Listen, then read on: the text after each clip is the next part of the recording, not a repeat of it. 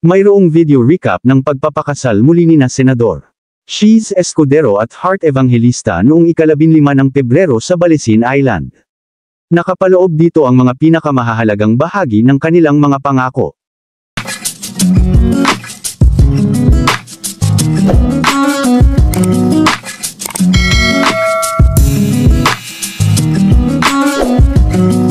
Sa mga pangako ni Heart, sinabi niya, "Ikaw ang pinakamalaking biyaya sa buhay ko, mahal ko at Escudero Cheese." Marami ang naantig sa kanyang pangako na, paano kaya ang buhay ko kung wala ka? Hindi ka lang asawa kundi ikaw ang pinakadakilang anghel.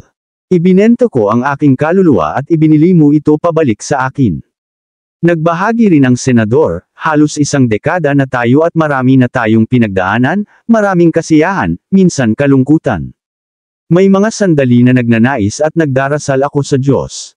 Naway ang aking bukas, maging ngayon na lang, at ang aking ngayon, maging nakaraan agad.